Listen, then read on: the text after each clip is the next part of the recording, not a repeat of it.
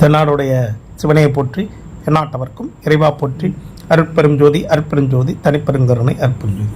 குறிஞ்சி மிஸ்டிக் சொல்லும் ஐயாவுடைய டிவி சேனல் வழியாக இந்த நிகழ்ச்சியெல்லாம் பார்த்து கொண்டிருக்கக்கூடிய பல லட்சக்கணக்கான தமிழ் உள்ளங்களுக்கு என்னுடைய முதற்கண் வணக்கத்தை தெரிவித்துக் கொள்கிறேன். இன்று நம்முடைய பதிவில் நம்ம பார்க்க இருப்பது என்னென்னு பார்த்தீங்கன்னா, குரு பயிற்சி பலன்கள். மீன ராசி குருவினுடைய ஆதிக்கமுடைய ராசி. அதில் இருக்கக்கூடிய நட்சத்திரங்கள் இதெல்லாம் பூரட்டாதி நட்சத்திரம் 4ஆம் பாதம், உத்தரட்டாதி 1 to 4, ரேவதி 1 to 4. இதான் மீனராசி. குரு பயிற்சியானது 1/5/2024 மே மாதம் 1ஆம் தேதியிலிருந்து ஏறக்குறை 24-25 ஓராண்டு காலம் குரு பயிற்சி பலன்கள். குருவானது மேஷத்திலிருந்து ரிஷப ராசிக்கு, அதாவது மீன ராசிக்கு 3ஆம் வீட்டுக்கு குரு வருகிறது. இந்த 3ஆம் வீட்டுக்கு குரு வருவது அப்படிங்கிறது சிறப்பா அப்படின்னு கேட்டால் சிறப்பு இல்லை.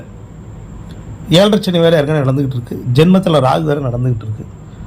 இந்த ஒரு வருஷத்தை நீங்கள் ரொம்ப கவனமாக ஹேண்டில் பண்ணணும். உடல்நிலையில் மிக மிக மிக மிக கவனம்.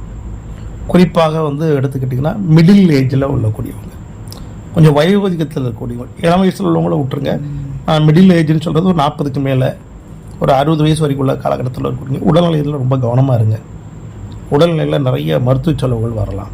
அரசில் வேலை பார்க்கக்கூடியவங்களுக்கு கடுமையான கெடுபிடிகள் வரலாம். ரொம்ப பொறுமையாக நிதானமாக இருங்க. திருமண காரியங்களில் யாரும் தலையிடாதீங்க. நான் சொல்கிறது பக்கத்தில் தெரிஞ்சவங்க, ஏற்று வீட்டுக்காரங்க, அடுத்த வீட்டுக்காரங்க திரும்ப காரியத்தில் போய் நான் கட்ட பஞ்சாயத்து பண்ணுறேன்னு பண்ணாதீங்க.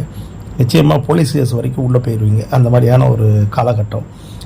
வியாபாரிகள் இப்போ நான் தொழிலை பெருக்க போகிறேன்னு சொல்லி தேவையில்லாமல் முதலீடுகளை போடாதீங்க, கட்டாயம் பாதிச்சு போடும். அது மாதிரி கையில் உள்ள பணத்தை யாரும் கேட்டாங்க, நான் ஏலச்சீட்டு போட்டேன், அவங்க சொன்னாங்க அப்படிலாம் அந்த பணமெல்லாம் பணத்தை கொடுத்துறாங்க, வராது. பணத்தை இழக்கக்கூடிய காலகட்டங்கள். குடும்பத்தில் கணவன் மனைவிக்குள்ளே நிறைய கருத்து வேறுபாடு, பிரச்சனைகள், மனஸ்தாபங்கள் அதெல்லாம் இருக்கும். புதிதாக திருமணமானவர்கள் புரியக்கூடிய சூழல் கூட வரும்.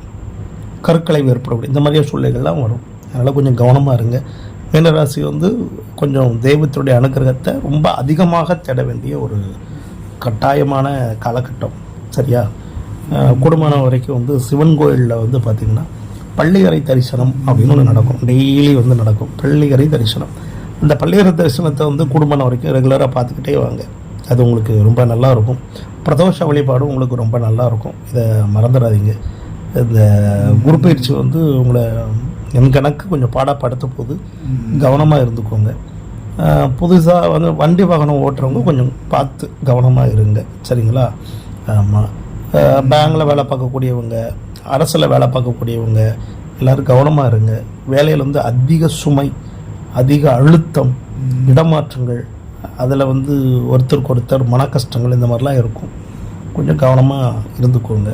குடும்பத்தில் சகோதரன் சகோதரி, உற்றார் உறவினர்கள் இவங்க எல்லாரோடையும் மன கஷ்டங்கள், மனப்பிரிவுகள் இருக்கும்.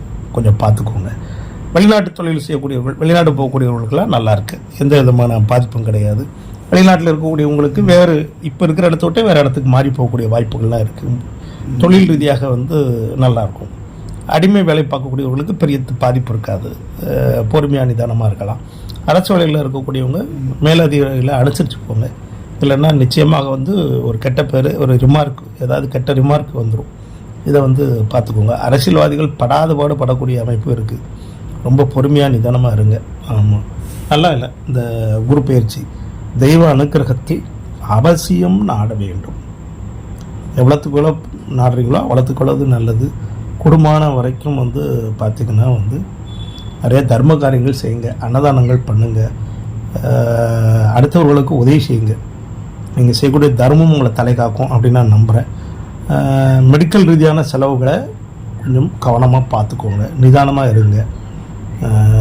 தேவையற்ற மருத்துவ செலவுகள், யாருக்காவது உதவி செய்கிறேன்னு போய் நீங்களே ஆப்பை ரெடி பண்ணி போய் உட்காந்துடாதீங்க. இதை மட்டும் பார்த்துக்கோங்க. சரியா? கணவன் மனைவிக்குள்ளே குழந்தைகள், வீட்டில் குழந்தைகளோட ஒத்து போகிறதுக்கு முடியாத மாதிரி மன அழுத்தங்கள், மன கஷ்டங்கள், இறுக்கங்கள்லாம் ஏற்படும். கொஞ்சம் பொறுமையாக நிதானமாக இருங்க, பார்த்துக்கோங்க. சரிங்களா? குறிஞ்சி மிஸ்டிக் சமையோட டிவி சேனலை தொடர்ந்து பார்த்துக்கிட்டே வாங்க.